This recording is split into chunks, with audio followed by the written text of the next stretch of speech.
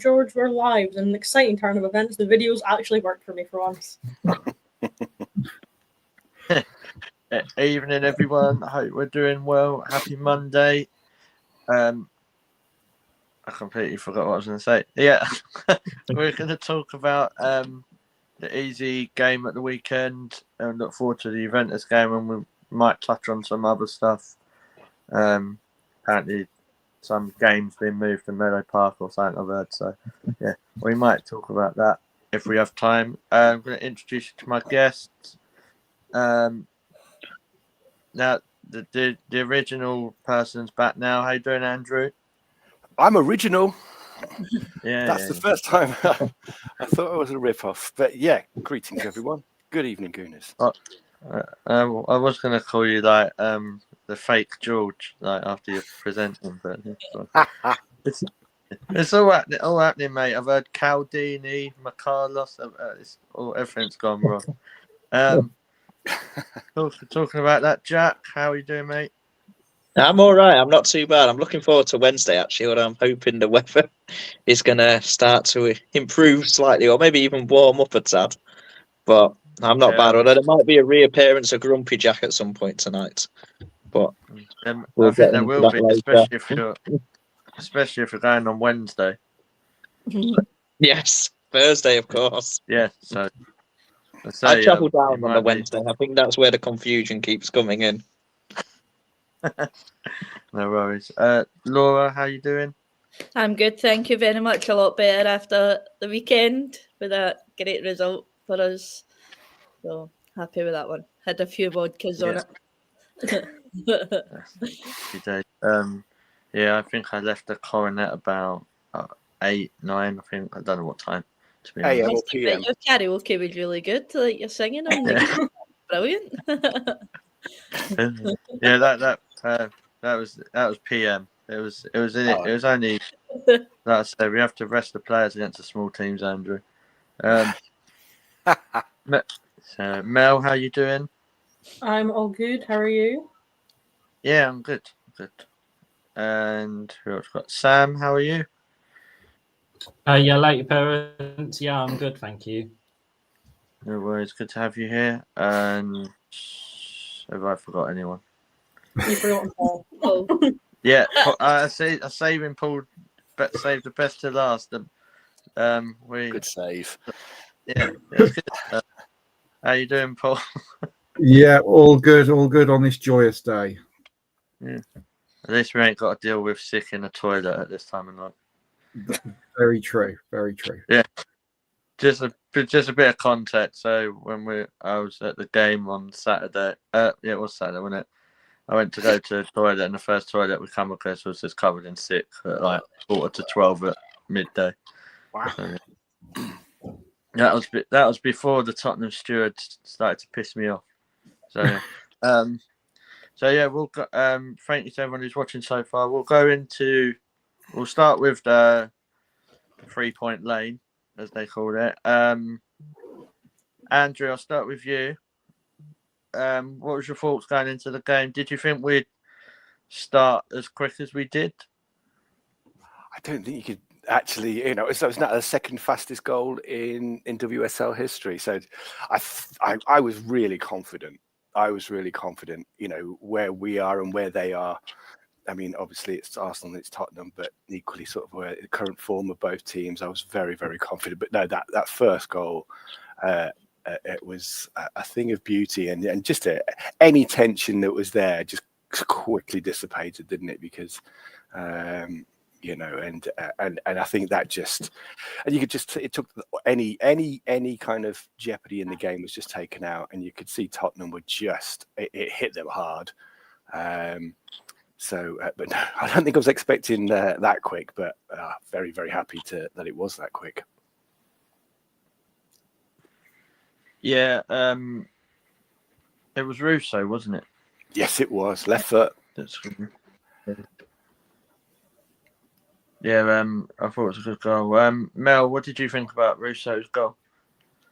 I didn't actually see it until half time because I hadn't even had a chance to turn the stream on by the time she scored.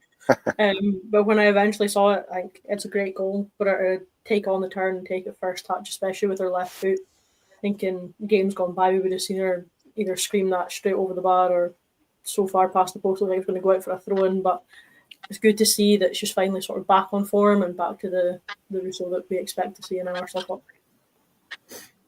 Yeah, it was like watching Cristiano Ronaldo. Never heard of her. No, it's not as good as Russo and Stina. Who is? Yeah, fair point actually. So, Jack, obviously we started off quite well. Was you happy with the lineup, like generally? Because I know a lot of people are not so sure about the Caldini and Leah at the back. I mean, to be fair, I was pleased with the fast start. I've spent all week calling Tottenham shit. So as you get closer to the game, you almost start to think, "Oh God, am I going to have a bit of egg on me face after last year's debacle?" But no, I thought it was a good starting lineup. I think it was very interesting that Caldente came in for Mead. I didn't expect that. That's probably actually another brave call that's gone in Renee's favour, and it was completely justified by the performance. So yeah, no, didn't make too much sense changing the back four. I mean, when was the last time we conceded a goal? I'm probably having to rack my brains back now. Man United. That's us Man conceding United. football on Thursday night. Thanks, Jack. Yeah, no. So I mean, back four looks solid. The double pivot's playing really well. I think Leah is being probably quite a bit stronger than Kim still at the moment, but that's not to. I mean, Leah Bolty's appearing world class, so it's not that much of a stain on Kim's performance. She's given solid 7 out of 10s at the moment, possibly even 8s. Whereas, yeah, Leah's gone to another level altogether. And yeah, the attack picks itself. Obviously, Russo's just on absolute fire at the moment, and I don't think any of us could have seen that coming from a few weeks ago. Yeah. See that? Oh, he's made a blind joke, Mel, and you ain't picked him up on that. I didn't actually hear that. I'll be Oh, I honest. missed it. Oh God, I've not even done that to Liv. I should have given myself a bit of credit.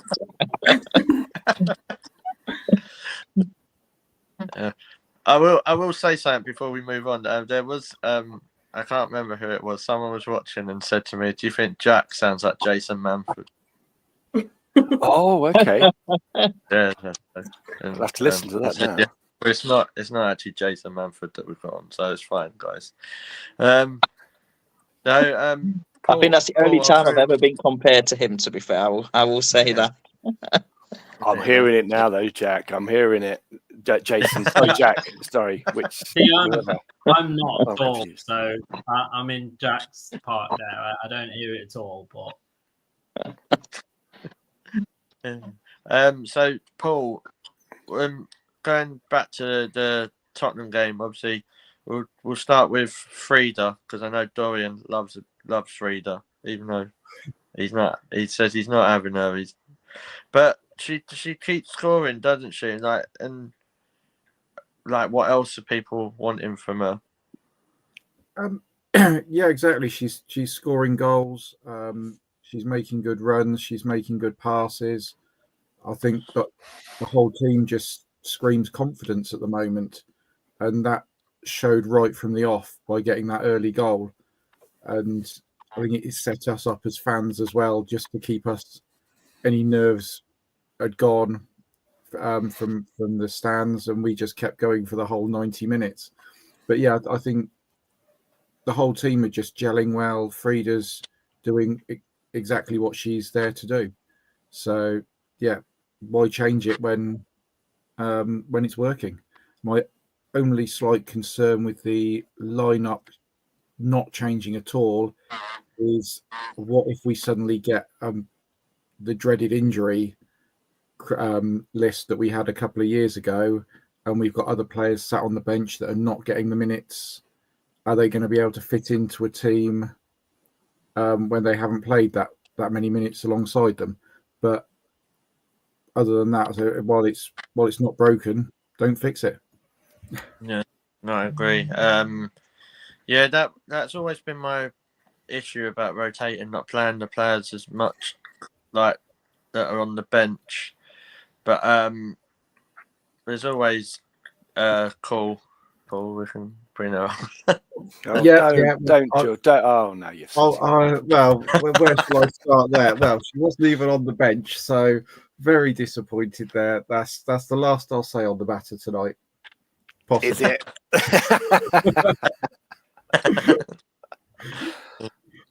So going to you, Sam. Obviously, I thought like we kind of controlled the game going forward, really, didn't we? Like Tottenham didn't really offer much, did they? I think Bethany England had a shot. Mm-hmm. I think that was about it, wasn't it? But we looked quite positive the way we're playing at the moment, don't we? Yeah, I think that I'd just was coming out of the gym and I turned it on. I thought I'll turn it on the TV just for like 2 minutes while I finish my drink, and it had already scored, and so I rushed home. They almost looked frightened of making a mistake. I think they were like that before, but since they conceded so early, I think that was kind of made to 100. They kind of didn't even have any of the ball really in the first half. They couldn't get it off us at most of the time, and then when they did, it was kind of rushed and passed straight back to us. So, I think it's. I just can't get over a few weeks ago how it was and how it is now. I go from not really having any interest in watching it to actually fully enjoying it again in the space of a couple of weeks. So it's really promising. Again, I think it's kind of how well we're doing is testament to us not hearing much about who we're gonna get as a manager. We haven't really heard anything apart from straight after he left. I think that's testament to kind of how we're playing, and I certainly think, like I said in the group chat, till the end of the season to see where we're at. But yeah, that's my take on things. Yeah. No, I'd give Renee a 10-year deal. Signed the team, as they say. So I'm going to go, Laura, I'm just going to go to you. So it was nice to see, obviously, being in control of a game, that we could actually rotate people, couldn't we? Like we've been saying on here, you don't need to play Kim, not even against the small teams, for all the games. So seeing her come off at half time, it was good, wasn't it? Yeah. I mean, I watched Renee's post-match interview, and one of the questions that was asked was Kim Little's substitute a planned substitute? And our answer was yes, it was. Basically, but it was just to see whereabouts in the game she was going to come off. So it's nice that we do have players that are ready to come on off the bench, because I mean the players that we've got coming off the bench just now seems like they're bringing a bit of an impact to our game recently. Lena coming off the bench brings an impact, brings a bit of energy. Kyra Cooney-Cross brought a bit of energy at the weekend. And yeah, like Steiner obviously getting a goal. It's nice that we have these players that are now playing with freedom, that they can come off the bench and feel they can bring something to our team going forward. Yeah, no, I agree. Mel, I'll come to you. Then obviously Steiner scored, not Lewis's dog Steiner. Just clarifying that it was actually Steiner. It was quite a good goal, wasn't it? Really, and like it was nice to actually see Steiner putting away these chances now. Yeah, it seemed to be a goal that sort of came out of nothing as well. It seemed to sort of be, we weren't really focused on attacking very much. We just wanted to see out the game. She's not been on the pitch long, and Stina did what Stina does and finds the back of the net when you don't expect her to, but she does what she does, and that's what we love her for. I think all the finishes on the day were great finishes. A lot of one-touch finishes, some really nice through balls, especially Kim's through to Frida, for Frida then just open up and place it for that second goal. I think it's probably one of the best attacking performances that we've had in a while. Defensively as well, we did quite well to sort of shut down Spurs' key players. So we kept Beth England quite quiet. Hayley Rassel was non-existent in the centre of park for them, and they've sort of taken her in from Madrid to sort of make her one of their key players. And Jessica Naz out on the wing sort of didn't do much, if anything, at all of note. So the only time they looked threatening, like you said, was when Beth England had that shot on goal, but Daphne climbed the ladder and tipped it over the bar, so you can't complain at that. Yeah, I thought he was going to start singing the sun then. Nah. I'm glad it's not. It was quite funny because I'm not particularly a fan of the sun. Everyone was singing around me, and I just stood there with my arms folded. Not for me. This ship's not for turning. Andrew, so yeah, it was quite generally, it was just quite a confident performance, wasn't it? It's the sort of performances we've been wanting to see. Really, it looked like what a Chelsea or a City would do to a team that are not playing that well at the moment, isn't it? Yeah, absolutely. Yeah, I think the confidence is there, and I think if you listen to a lot of the interviews, the word freedom has kind of reference to my Scottish friends here. Not that kind of freedom. I thought you meant. Say again, George. I thought you meant George Michael. Oh yeah, I mean it could have been. It could have been. But, no, I think it's interesting that's what's happened, and I think I wouldn't say there's been a massive change. You know, I think Renee still kind of obviously got that structure. She talks a lot about structure, but I think there's just a little bit of freedom, which breeds confidence. You know, they've all mentioned that, and I think that's kind of the slight change that Renee's made. It's possibly not a massive change in the tactics. I mean, I think we've got to give a caveat. You know, probably Juventus are probably the best side that she's faced, and you know, and again, I thought that was a tight game for a long time. But you know, it'd be interesting to see when we do get sort of like I say, a proper first division side and not the ones we've been facing recently. Lol. Yeah, I think the confidence is there. There's and there's a little bit of a spirit about them, and I think whilst they have got the structures still there, I'm sure they just know that they can, kind of have a little bit of their own kind of see what they see in front of them and play that. You know, and I think we're getting some George Michael suggestions in the comments now. So I don't know whether, yeah, we should have a bit of faith, Renee. So that's fine. Yeah, but yeah, it's just lovely to see. It's just lovely to see, and the people are playing with a smile on their face, and I think that just bodes well for the rest of the season, really. Yeah, we won't let the sun go down over them. That's very good, George. Very good. Jack, I'm going to come to you about obviously we've covered the game, but after the game, Lotta done her interview, and I tell you, mate, here's your F-bomb. Fucking what a girl Lotta is. For coming out and calling Tottenham a library, I thought was brilliant. I know. I mean, I'm Lotta's number one fan, to be fair. I have been for a while. She's on the back of my Arsenal shirt. That was a very, very easy decision between both the men's and the women's team who to get on the back of it. I think she's brilliant. I'd give her a lifetime contract if I could. I think she's great on the pitch. I think she's great off the pitch. I think, yeah, she's the type of character you want in the changing room. I think there's a future Arsenal captain in there as well, to be honest. I really do. And she's still quite young. That's the other thing. She plays with the maturity of a 28, 29, 30-year-old. Has the mentality of someone that age. And I've got a really bad feeling now someone in the comments is going to say, well, she is a 28, 29-year-old. But I'm feeling confident she's younger. So, no, I think she's brilliant. And the players, I bought Leah Williamson as well, actually. was absolutely magnificent on the weekend. She has been the past few games, and it is our players from London who know exactly what the rivalry means. I think that's why we started so fast. I think that's why we started so strong. And yeah, it's full credit. I think every team needs them homegrown players, and they're what connects the team to the fans.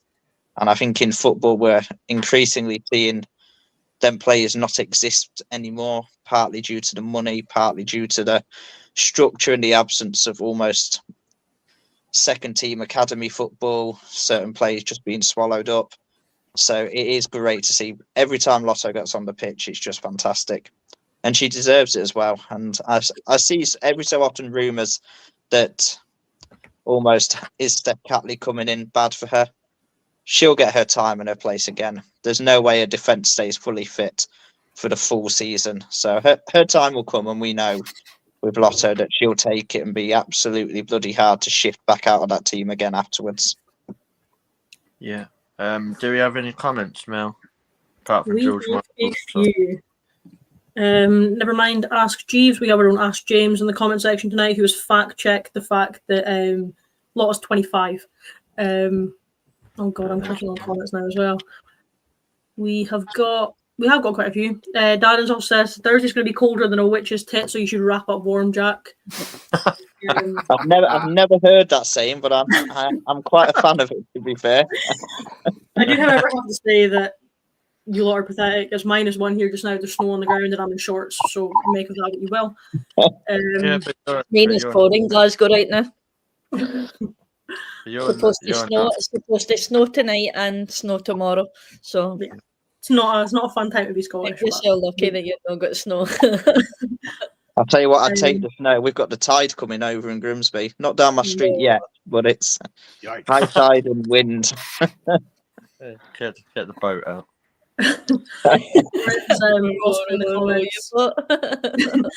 Dorian's asked if this is the record for the number of games with starting with the same back four this season. Unsure, but possibly. It's probably the most I've seen with a set back four. James has said that he thinks that we're now seeing a more official starting 11 for the season, excluding injuries or suspensions. Dorian agrees, saying it looks like we're tweaking the lineup for the opposition as opposed to Jonas, who was trying to find something different that worked every weekend, which is fair. Seems that we're looking at the team sheet of who we're going up against and adapting in that way, rather than being like, you've not played in a while. Come on in and get some minutes. Get your boots on. There's been a few comments asking George to sing, but both for George Michael and also his favourite Daphne Van Domselaar chant, but we will leave that as it is because we don't want to put anyone through that, be it George singing or George having to sing a song he doesn't like. So there's two reasons why I'm not doing that. Is because one, because I fucking said so, and two, because I fucking said so. Yeah. So she don't tip the shots always over the bar. She tips them round the bar, tips them, don't even hit the bar. So it's, yeah. Anyway, you're getting me. Actually, before I go around to other people, Andrew, you wanted to do a Steph Catley segment thing, didn't you? Oh, the Steph Catley head pat. Yeah. Well, that's well, I don't know. Hopefully, I'm not. I guess it's kind of like the player or person of the week. Because I just need to fact check myself here. Is it whenever we score a goal, it seems like Steph Catley is the one who's invented this head patch. You just see her reaching over. Thank you, Mel, for finding that picture. But because when I started searching myself for the picture of Steph Catley doing a head pat, there weren't any in existence. But yeah, for me, the Steph Catley head pat goes to Renee Sleggers, I think. Sleggers, sorry. Just for being superb. I don't want to jump the gun because I know we're going to talk about it. I get the sense everyone's talking about it at the moment. Yeah. But sort of, her reviewing her first, her first section of management, and there's all the caveats in it. I think she's just done a brilliant job, and it could have gone anyway. It was going downhill fast, as we all remember, and I think she's just steadied the ship. and made some really subtle changes, but have had a massive impact on the result. So I think that's So this week's Steph Catley head pat goes to Renee Sleggers. Right. Paul, who does your one go to? I'd probably actually have to agree with Andrew. I think, she has. Do that. I'm sorry. I'll be done. It just seems she's just pulled everyone together. We haven't changed any other personnel. So we obviously had the talent there. Well, we knew we had the talent there, but just something under Jonas wasn't clicking, wasn't gelling, and she's just managed to pull it all together and get things working. Yeah, cool. Sam, who are you going to go for? Also, I think this could be right. I was listening to the commentary, and apparently when Jonas left his old club that he was at, she took over and won the league. So if that isn't evidence that we need... but I think other than that, I think Leah Williamson did really well. I think she was a big part in setting up the first goal anyway, for sure. And I'm sure she had a part in some of the others as well. So just to be different, I'll go with that one. Yeah, keep watching the podcast, Leah. Ever since you've started doing that, you've been absolutely banging. So keep doing it. Laura, who are you going to go different to the rest, or are you going to be? I'm actually going to go different for the rest, and I think she deserves thank God for just that. for a season that she started off, and I'm going to go Caitlin Ford. I think Caitlin Ford started the season off absolutely amazing this season, and I keep saying it, she's pulled her socks up this season. So Caitlin Ford deserves a pat on the head this year so far. Caitlin Ballon Ford, tell you. So there's a bit of a story to this, because I was ranting about the Ballon d'Or and Caitlin Ford, and I can't remember what day it was. So it was either Saturday or it might have been in the beautiful city of Biella, which there's nothing there apart from mountains and me having to walk miles just to get to a toilet. So I found out now that the goals that Caitlin Ford scored in the qualifying round don't count to her golden boot for the Champions League. So, which has annoyed me, because I would have won 500 quid if Caitlin won the golden boot. Because I put a drunken bet at 50-1 on Caitlin Ford to win the golden boot after Rangers. So, what my issue is now, and if Caitlin, if you're watching, I think you should do what Vinicius Jr. done. If they can't respect you enough to give you that Ballon d'Or, don't turn up. Just don't do it, Caitlin. Just don't do it. So yeah, that's it. It's not really a doghouse, but it's technically the people that do the goal scoring records in the Champions League. They're in the doghouse alongside Nikita Paris. How can Brighton score 3 goals in fantasy and she don't score 1? But then I will take Renee out of the doghouse, because she did play for the whole game against Tottenham and kept my clean sheet. So thank you, Renee. So on that note, Jack, who's your player of the week? And you can't say Lotta. I can't. Yeah, she didn't play just enough minutes, did she? To be fair. Oh God. I mean, Frida Marnham again was outstanding. Oh. I mean, she just is. What a player. But it's I'm going to go either her or Leah Volti, because I think what Leah's doing in midfield is just unreal at times. I think her attacking is so good. There's more goals in her this season, and she controls the game. She controls the tempo. Nearly everything starts with her. And I mean, I think back to the Stina Blackstenius goal. I think she started the movement off with that. I mean, that has to be in a good shout of goal of the season.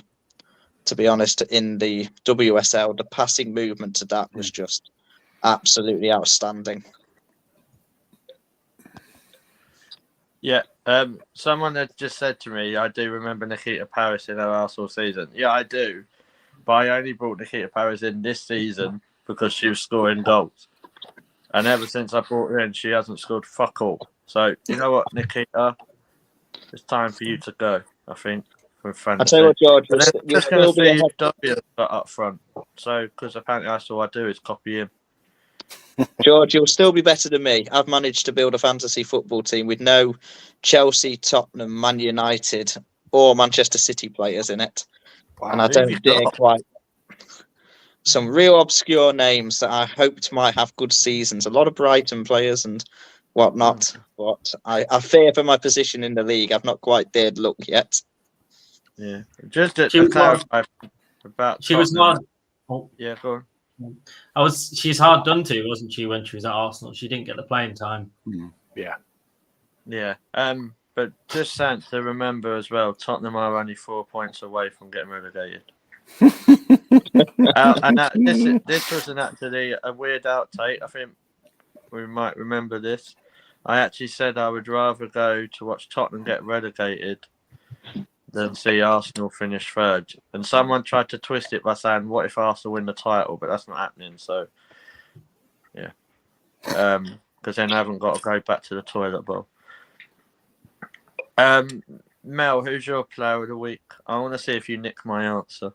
My head pat of the week, Steph Catley head pat of the week, goes to Alessia Russo. Just for that badge tap, that celebration after she scored that first goal. Wasn't even a badge tap. It's almost like she tried to rip the cannon off of her jersey because she grabbed it that hard, and you can just see like the passion in her face in that photo. I think that we could have lost the game after that, and I still would have given her a wee pat on the head for that one. Yeah. So I'm going to be really original and boring, and Andrew is going to make his head boggle. So my player of the week for the Steph Catley head pat is going to Steph Catley. Yes, love it. Yeah. She pats her own head. Yeah, she pats her own head. Steph Caldini, Steph Cannavaro, call her whatever you want. I think people the respect she deserves. Like since she's been, I think her and Leah have been in defence together. I think they've kept 3 or 4 clean sheets. So yeah, Catley's winning her own award. So yeah, do we have any other comments after my random rants about Paris? Yeah, I'll have to have a look because anybody that was just watching me just see me fist pump the air and look mental. But Scotland have just scored. Big John McGinn's just scored in the 3rd minute against Poland. So it's a wonderful time to be I alive. also have somebody beside me getting a big fifth pump and all. So do you know it's really I was thinking about sitting here with my Scotland top on, but I haven't. I might go for a tactical change. Get my. Do you know what's really awkward, Mel?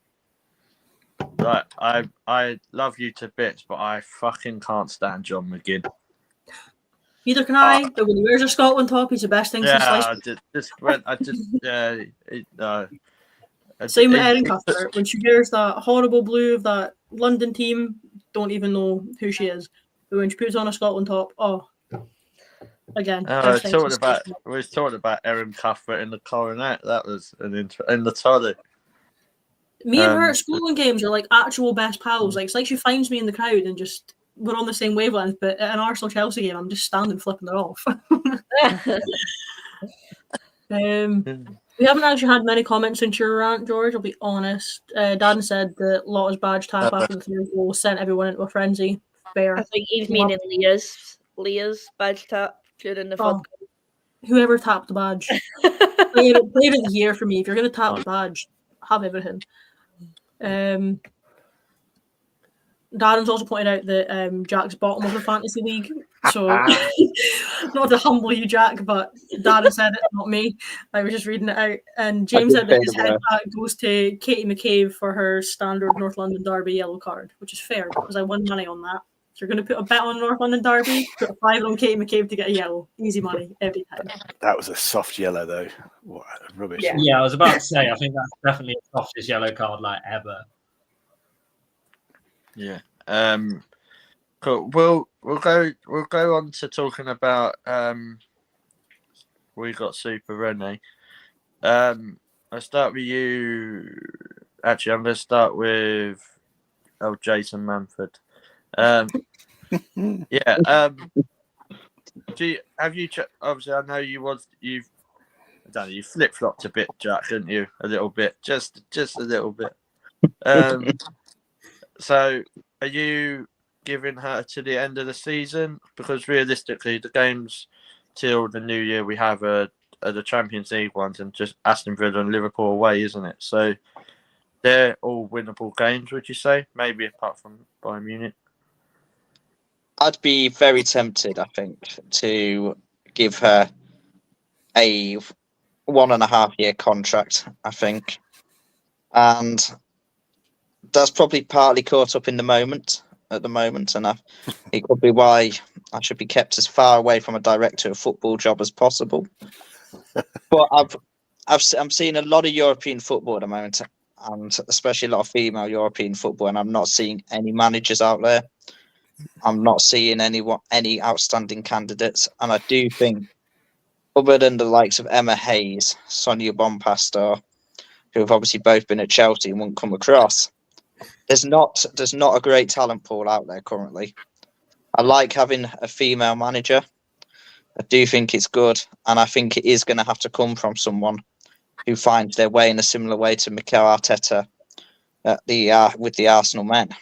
So I don't think a stupid length of a contract is a wise idea. I think it has to be something relatively short that if it was to go absolutely tits up, you can find your way out of it. I think if you gave her a year and a half, I think if it has gone tits up by the summer, you can get rid of her quite easily. But it gives her the job security. It gives her the chance to actually plan, especially with the director of football mess that we currently have and all this structural change at the top of Arsenal, which really does worry me, and I'm sure we'll probably go into in another podcast. I do think actually some continuity with the backroom staff almost at the forefront of the Arsenal team could be really crucial. Renee's worked with these players. She knows what she needs to come in. She's made enough tactical decisions for me to be won over. I mean, I had Steph Catley out the door as a left back. I'm now comparing her to Maldini. So, like, I don't think any of us ever saw Steph Catley at centre back. I mean, the one area I thought we didn't have loads of issues was at centre back in Laia Cadena, Lotto, Leah, and so on. So yeah, I think she's earned a chance. I think if there was an outstanding candidate out there, I would go with that. And I do think Arsenal, if there ever is an outstanding candidate, should go for it and keep their standards high. But there just isn't anything out there at the moment. I watched I did Wolfsburg versus Potsdam at the weekend, and it was on at a similar time to the Arsenal Tottenham. And the football we were playing was so much better than Wolfsburg. It was so much nicer. It was so much more attacking.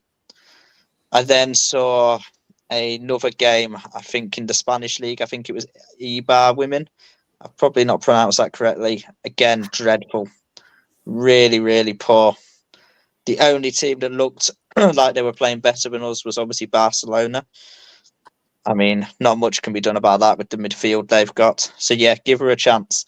But also give her the job security of a year and a half. Let her start planning. Let her have January without the pressure. Then we'll see greater rotation. And she's got the fans on side as well. And I think with all that's going on in the club, that could be absolutely crucial. Because I think feelings towards the club could turn quite quickly, if not. Yeah. I think you had Steph Catley in just pass through passport control, mate. You didn't have her out the door. I had her on the plane. Like, I've driven her to the airport myself. Yeah, pretty much. Paul, I'll come to you. A bit like the other way of looking at it is Renee's doing such a great job, but is it still the new manager bounce? Could it be like, or do you think there's more to it? I think there's more to it. I think She's been there.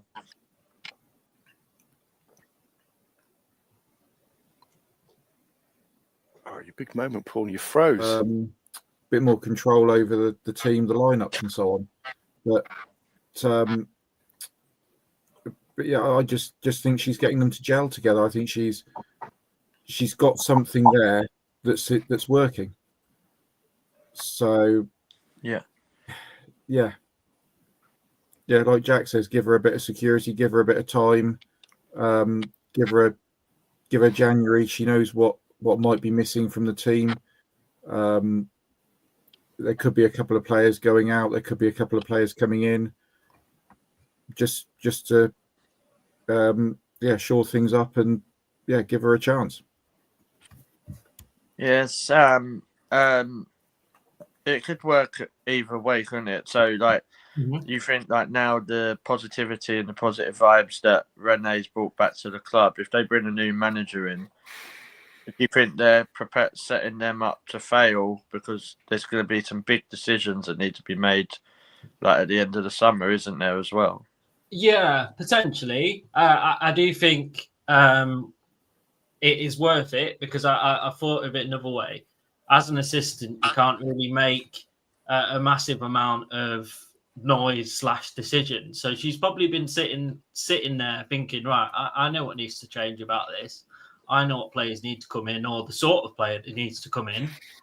But as an assistant coach to someone else, you kind of run a little bit of a risk if you say, do you know what? I think this needs to change. If the manager is a manager, they'll take that on board and think about it.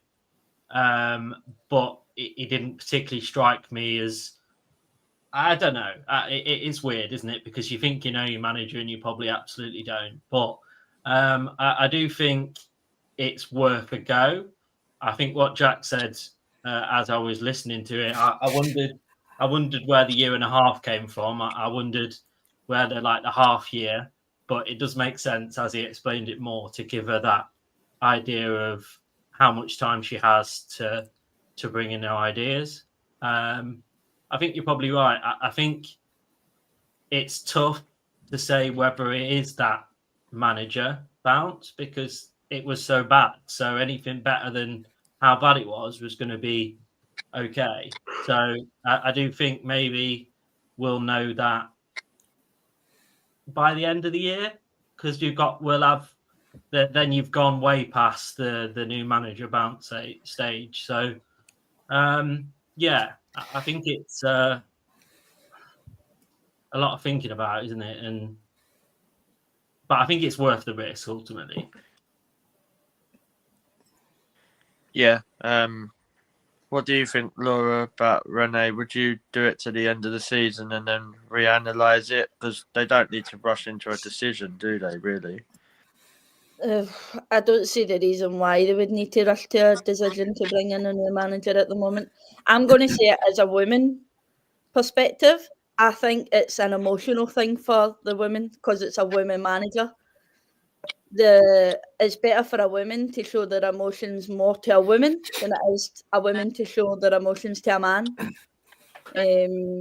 As in, like, if you're feeling a particular way about a man, you're going to go more to a woman and say, listen, I don't, especially when there's men in the background, I don't like the way they speak to me, but how do I then go to a man and approach how they've treated me or things like that? And I think previously the girls have been uncomfortable with how aggressive Jonas could have been, and we've seen it with many other opponents' players and how aggressive he could have been.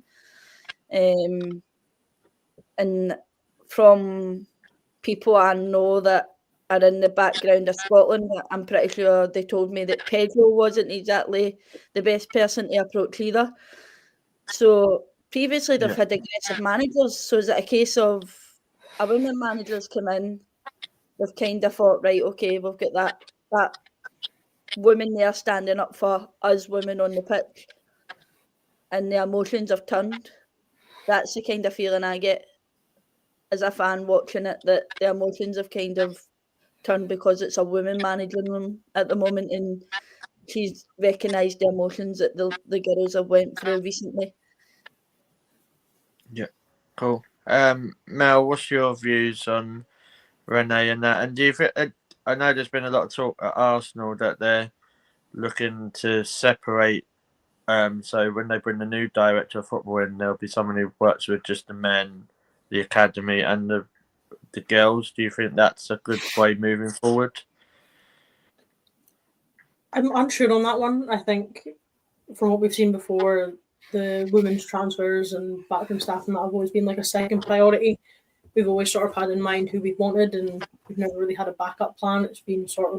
It's came across to me as sort of like a shit at the end of the transfer window. We've not got who we wanted. Who can we get instead? And just grabbing whoever we can on a free or chucking ridiculous amounts of money at players that then come in to sit on the bench. Personally, I would give Renee till the end of the season. I think changing it now is just going to cause more issues. I think you can see that she's got us playing a type of football that the players won't be playing. And like what Laura was saying, you can almost see that little bit more comfort in the camp than there was before. People don't look as tense. There's not as many arguments on the pitch as what we were seeing before. There's not as many arms being flailed and heads being shaken after shit passes. So I think both on and off the pitch at the minute, everything seems to be gelling. So I would really want to rock the boat and change it now. Yeah. Andrew, so obviously with Renee, I know you don't like to compare it, but what my thing was is, do you think that if she gets given to the end of the season, how do you think that comes about with transfer targets? Do you think that will still come from her in January, or do you think that comes from Claire Wheatley still, or a bit of both? I think that is actually a massive question, because I think what everybody said makes absolute sense, but only kind of like from that general manager point of view, you are looking. And equally, someone coming in, who's going to be my manager? Because that can make a difference. You know, and I think, you know, obviously we've got, you know, Kira Walsh as a target.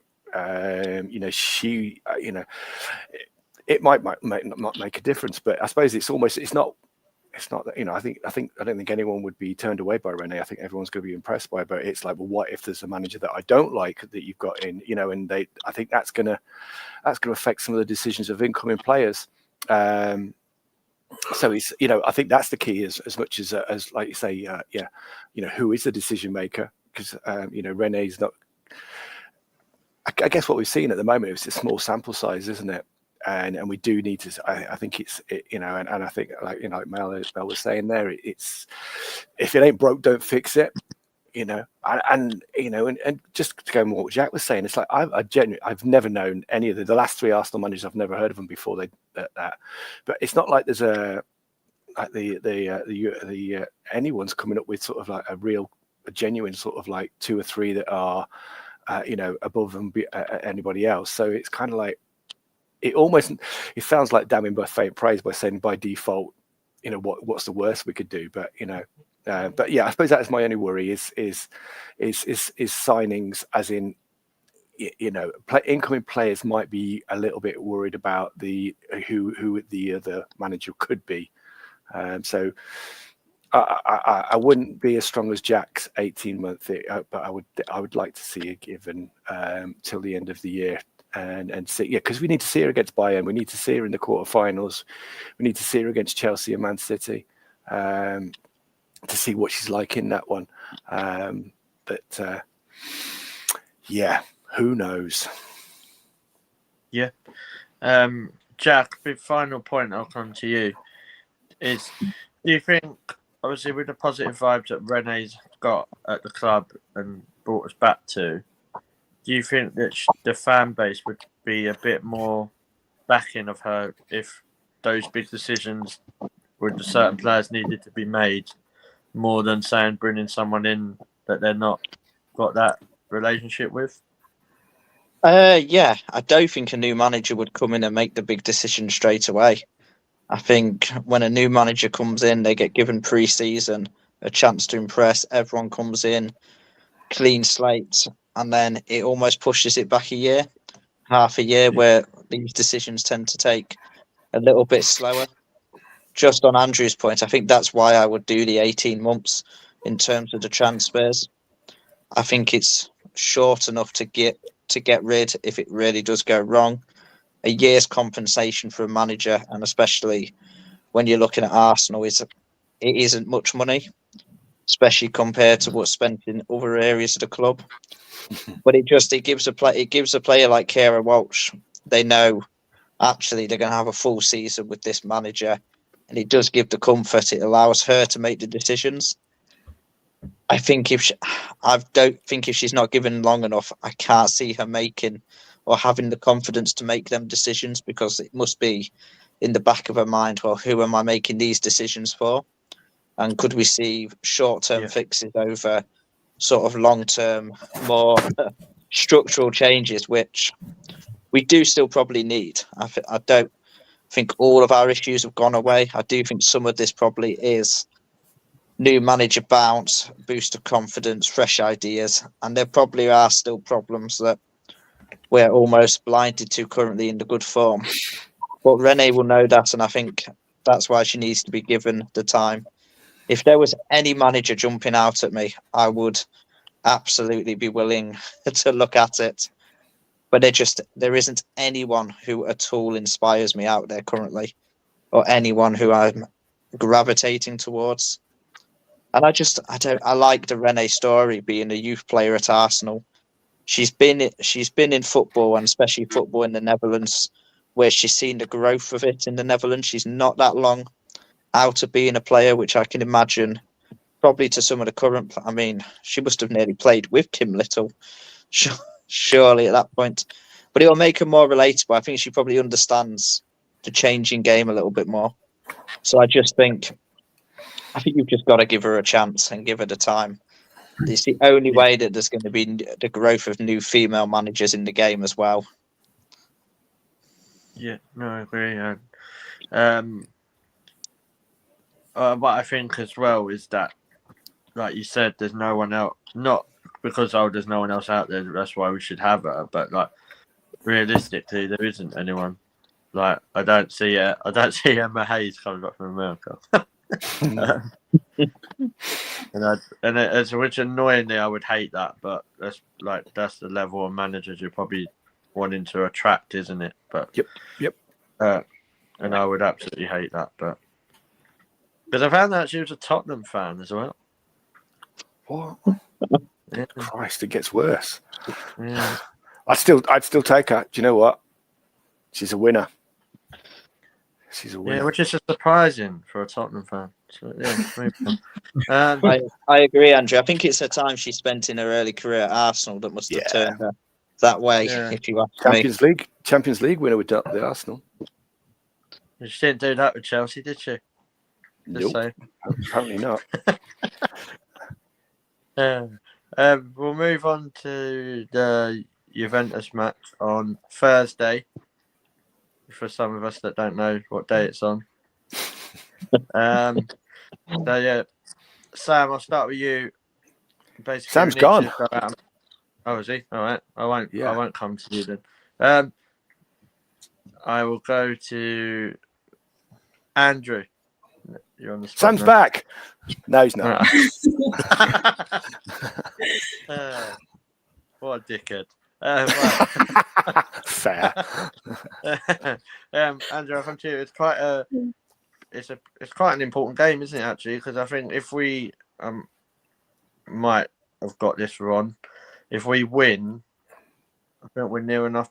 We're basically through, aren't we? Because it goes down to head to head. It'd be very close, wouldn't it? I'm just trying to see if I can see it. Because we're on. We would be on.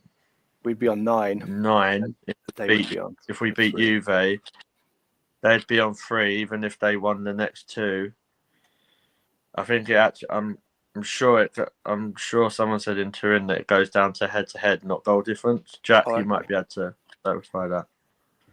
I couldn't tell you, but I think our goal difference is considerably healthier than Juventus as well. I think it'd take a real turnaround.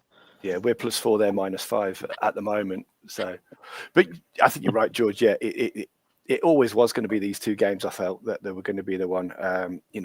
regardless of where, you know, at Bayern. I thought the Juve were our nearest rivals. Super confident. I think they were going to have to. They're going to have to. I know they pushed us along a lot. You know, I didn't say the 3-0, the scoreline flattered us, but they were better than 3-0. But they went man to man, didn't they? They played everyone head up, and like what a crazy decision. I mean, if we're talking about managers, we don't want the Juve manager. Caitlin and you know, they were having people on toast half the game. It was brilliant. So I think they've got to come with a different mentality, whether it be a mid to low block or what, I don't know. But yeah, if you know, I think the win, it regardless of the mathematics, it pretty much seals it off and gives us a free shot at Bayern. That's the game I'd love to see now. You know, especially as we're thinking about sort of whether we're Renee to stay. I don't know, but yeah, I'm still quite confident no matter what. But I'm surely they're going to change. Yeah, it'll be interesting. I suppose my only thing is whether it's whether Kyra gets a start. I think she's done really well, and maybe Kyra gets a start. Yeah. I'm just clarifying, Sam. Did I drink that much? Wasn't it 4-0? Oh, let's have a look. Do you know what? It was 4-0. Yeah, I think you're right, George. I was there, but did I miss a game? So many goals in so many games, I've just lost count. It's. I just wanted to pick you up on that because I know you would do the same, so it's fine. Harsh but fair. Mel, like what we were saying, it's also an important game, but it's probably a time where we can probably rotate a bit as well, isn't it? Like, I think, was it Beth? She started on the bench, didn't she, against Spurs, I think. So do you think she could start instead of, like, say, Caitlin or something, and like just mix it up a bit, or would you just like start the team? I think Beth being on the bench against Spurs was more that Caldeni came back off the back of an injury. So I don't know if that was to sort of get minutes on her legs after her being on the bench for the previous game. Obviously, with Kim's sub at the weekend being one that was pre-planned, you could then realistically see her playing maybe only a half again to get some more minutes into Kaida, because when she came in on the second half on Saturday, she really did impress me. Realistically, I think you can mix the squad up a bit, but I wouldn't be mixing it up too much that we're looking at the team sheet and going, holy shit, she made 6 changes. Like 1 or 2 you could possibly get away with. Maybe a couple more at half time, but I wouldn't go and do anything wild to almost be sticking 2 fingers up at Juve before we even kick off, because they're going to see that and think, they're taking the piss here, and then just come out with that mentality and try and just walk all over us on our home turf like we did to them. So I'd make some changes, but nothing too drastic. Yeah. Well, Laura, before we wrap up, are you confident for the game on Thursday? Yeah, really confident for the game on Thursday, considering the way we've been playing the last few games. We're playing with a bit more confidence. Our players look happier, and when you get happy players, you get results behind it. And touching on the whole Renee thing, in our press conferences and in our post-game conferences, it's nice to see a manager give her credit to her team rather than taking the credit for herself, considering the deep end that she's been tossed in it. I think that's refreshing to see. So it is, but I do have confidence in us, and I think I'm not going to try and give my predictions too early on it, but we'll get the predictions soon. Yeah, we will. And before we get the predictions, Paul, I think we all know who you want to see on Thursday, but that's not happening. So, what would you change? Would you change much, like rotation wise? He's gone now as well. I was going to say Paul's also just disappeared. Right. So he's back. Is he? Yeah, Adam. Oh, okay. Yeah. There we go. Build the anticipation. Ooh. Oh, he's gone again. Oh, he's back. Oh, this is exciting. Hello. Get all Sorry, about what happened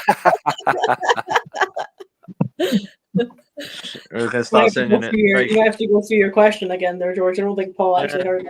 It's not shake it Cordente, it's shake it Paul. So Paul, what I said is that we know who you want to play, but I don't think she is going to play. But would you change much in the team on Thursday? Go before you go. No, I make a couple of changes to it, just freshen it up a little bit. We know you've got a bench that you can call from in the Champions League as well. So a couple of the players that weren't on the bench on Saturday will get a chance to sit on the bench for another 90 minutes on Thursday night. But yeah, we'll leave it at that, I think. Yeah. On that bombshell, right? We'll get predictions for Thursday because obviously there won't be a show before then. Jason Manford, what's your prediction? Well, every time I've been to see Arsenal women live, I've never seen us lose. I think I've got something like a 98% win rate or something ridiculous. So I'm going to go 3-0 to us. I think we'll be pretty comfortable. And oh God, who am I going to go for my goal scorer? I'm going to go Stina. I reckon it might be quite tight for the first 50, 60 minutes, and then she'll come on and unlock it. I just on a very quick side note, I saw that Sam Kerr and Kirsty Mewis were having a child today, so congratulations to them. Yeah. I know I've seen that the comments on most of the posts about this about to be turned off. It's really quite sad, but shocking. I don't like Sam Kerr, the player, but I still think a congratulations to them. Yeah. Whilst I'm being all positive. It's not Sam Kerr's fault. She's a B-Tech Caitlin Ford, is it? So exactly. So, yeah. Paul, what's your predictions and goal score? He's gonna Paul's get. almost disappeared again. I'm going to assume he's going to say 3-0 with a Kathy Cool hat trick. So. Yeah, we'll go with that. Oh, hold on, he's back again. So now you see me, now you don't. Right, Paul, are you here? I think my kids must be streaming something somewhere else in the house. So predict. What's the score prediction and then the goal score, and then you're done. Okay, I'm gonna go a quick 3-0 win, and I think Stina's going to get the nod over Russo, so I think Stina will get the opening goal. But What's really funny? Mel said you was no 3-0 and you weren't even here. So. I was half right. I was waiting for the Kathy Cool hat trick, but well, if she actually played, then I would go with that. But she'll sit on the bench for another 90 minutes. Hello, Catherine. Paul said you're not getting a hat trick this week. Just if you're watching, Catherine. Right, I'll tell you what, Paul, I hope you're right, considering you've gone exactly the same as me. So it could be a good Thursday night for us both. Yeah, Laura. But I'd still love to see Catherine even get 3 minutes, let alone 3 goals. That's a line. I like it. I'm gonna go 3-0, and I'll go Alessia Russo for the first goal. Okay, Andrew. Yeah, just the same result as we had in Juve, 3-0. Frida. I think Frida's been, Frida's gonna a Frida screamer, as someone has put James Patterson, a Frida screamer. I just like saying that. I'll tell you what, it's going to get to 3-0, and we're all going to be going. No, that's enough. Just keep it at the back in order for our predictions. We want more. I nearly got to that on Saturday when it was 3-0 to us at Arsenal, and I had 3-1. So I was like, "Oh, do I just take a consolation just to win the prediction?" but then I realised that Emily Fox fantasy points meant more than the prediction. Yeah, Mel. I'm gonna go 4-1. We're gonna concede early on. It's gonna be stupid, but we're gonna rally. It's gonna be fine, and I'm gonna go for a Caitlin Ford goal because she loves the Champions League.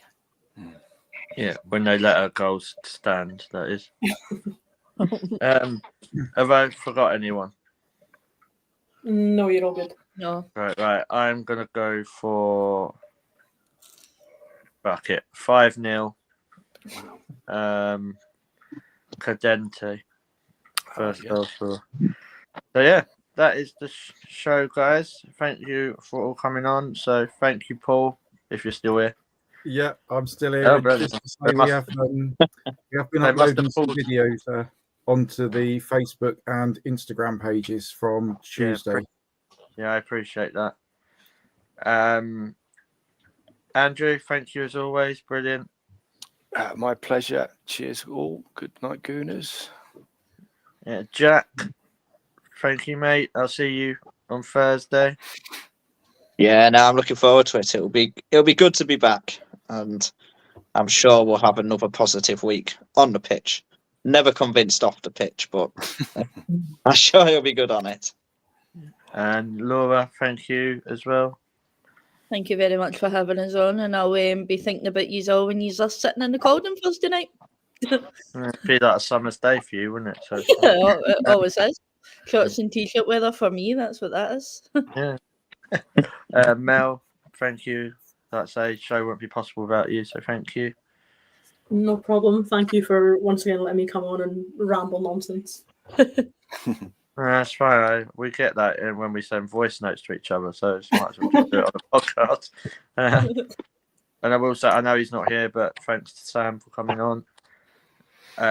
So yeah, we will be back next week, I think. Yes, yeah, we will.